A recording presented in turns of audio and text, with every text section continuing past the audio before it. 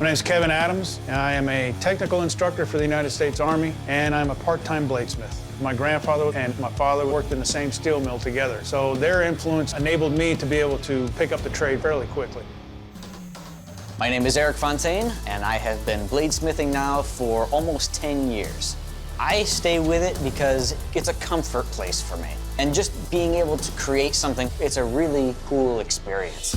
Well, Kevin, Eric, congratulations. You guys are both moving forward into round 3 of our competition, where we will be sending you home to work on an iconic weapon from history. And that weapon is the Serrated Tegha Sword. Lord have mercy. Originating in India in the 18th century, this intimidating curved sword was known to be a great executioner. Its unique design features a nearly 3-foot-long blade with a split tip and serrated edges that could easily behead a man.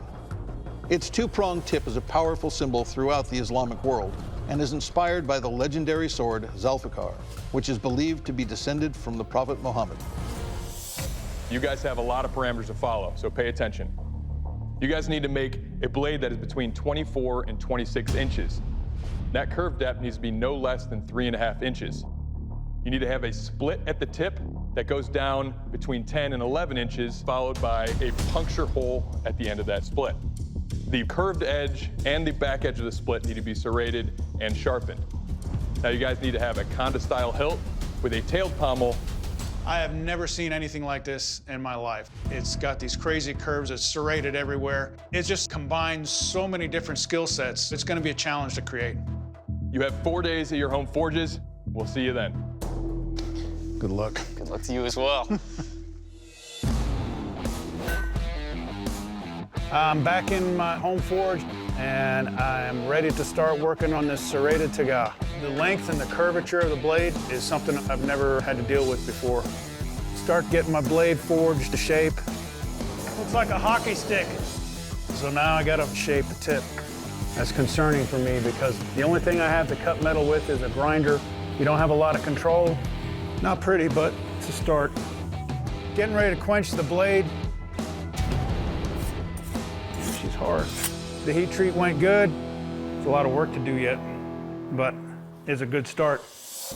Plan for today is make that cut from the hole to the tip. This is a butt-puckering moment for me. If this doesn't work, I'm in deep trouble. Oh man, that is way too thin up there. What can you do? Now, my biggest challenge is the handle and guard. There's a lot of moving parts with it. Even though it's a lot of hard work and there's frustration, I had fun. That's why we do this craft. It's gonna be back here in my own domain. I'm gonna be building a Serrated Tegha Sword. I've never done anything even remotely close to it, so it's gonna be an exciting build. I got the rough shape on my tip. I'm going to take it over to the vise and I'm gonna start splitting it down the middle. While my steel's heating, I might as well be doing something else. This is gonna be the guard. I grab the metal that I'm gonna be using for my pommel and the guard. I start forging those into the proper dimensions. Right now, I feel like I'm in pretty good shape. Time to quench. It's actually not bad. It's time to assemble this thing. There we go. That's no better, less worse.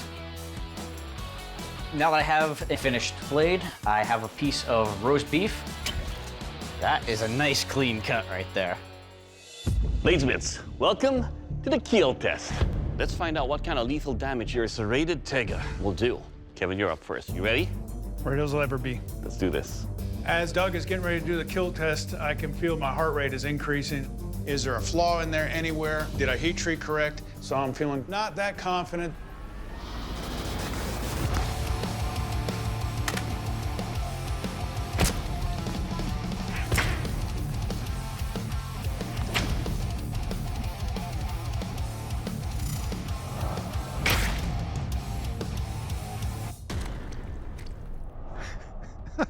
All right, Kevin, let's talk about your Serrated Tegha here. First up, the serrations you have here are indeed very sharp. You can feel every cut. Now, your handle construction is smooth.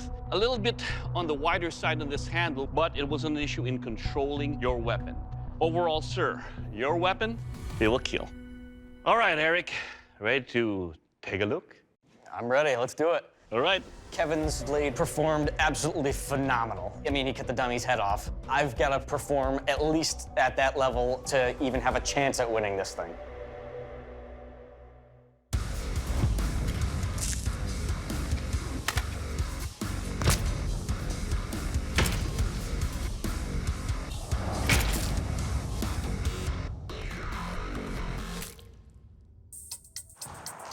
All right, Eric. The serrations on your sword are sharp. When I rip through the shoulder, it cut easily. Now, your sword is much lighter. It tapers before it gets to the bend, making the sword easy to swing one-handed. Overall, sir, your weapon, it will kill. Awesome. All right, gentlemen, time for the strength test.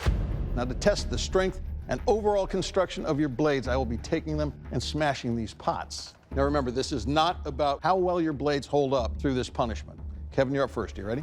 Yes, sir.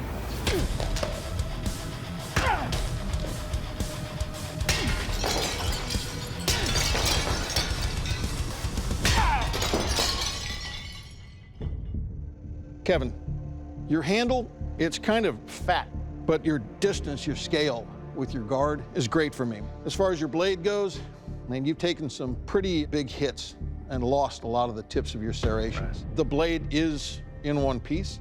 It's still solid, nothing loosened up. Well done. Thank you. All right, Eric, ready to get ugly? Tear it up.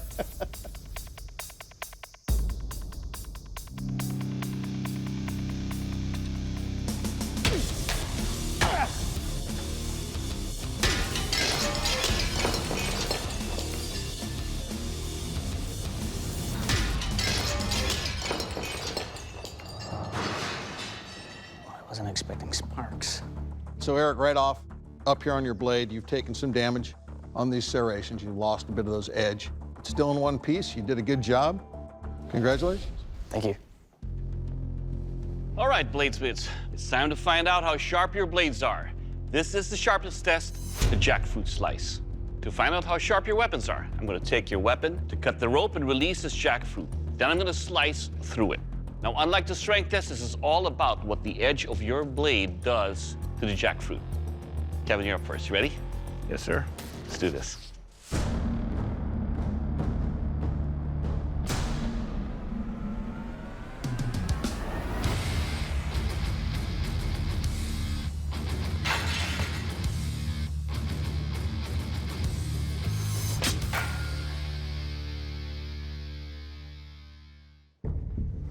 All right, Kevin, let's talk about your edge here. So the sweet spot that we have right here for this sword took a lot of damage during the strength test. So in the initial cut on the rope, it didn't cut.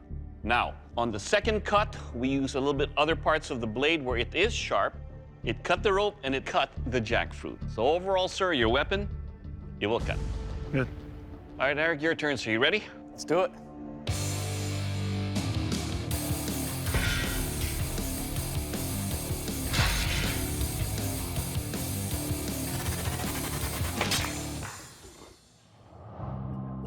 All right, Eric, so it's the same thing. The sweet spot on this blade took some dulling on the strength test, and it did affect cutting the rope on the first attempt. On the second attempt, cut that rope, and it also cut the jackfruit in half. Overall, sir, your weapon, you will cut. Excellent. Well, gentlemen, we gave you an extremely difficult blade to build in the Tegha Sword, and you both performed exceptionally well in our tests. But the judges have made the decision, and there can only be one champion. And the Fortune Fire champion today is Eric. Congratulations. Kevin, unfortunately, didn't make the cut, and Dave's gonna tell you why. Kevin, what this came down to was the heat treat in that blade, not getting it hard enough, and so many of those teeth just got pounded back into that blade. That's why we're letting you go. Okay. Well, Kevin, you did exceptionally well, but unfortunately, your time in the forge has ended. I'm gonna have to ask you to please step out. That was probably the most challenging thing that I've ever done. It had about half a dozen things that I'd never done before. I gave it my all, so I'm pleased with what I've brought to the table. And I'm ready to get back at it again. Eric, congratulations. You are today's Forge and Fire champion. Feeling pretty good? I'm feeling amazing. You definitely impressed us. Good job, man. Without further ado, there is a check for $10,000 waiting for you out that door. Go grab it. Thank you. I don't even know how it happened. Oh, man. That is It's a surreal feeling. It still hasn't even kicked in. I recently got engaged, so I will be putting the $10,000 towards my wedding and my honeymoon afterwards. Love you, baby.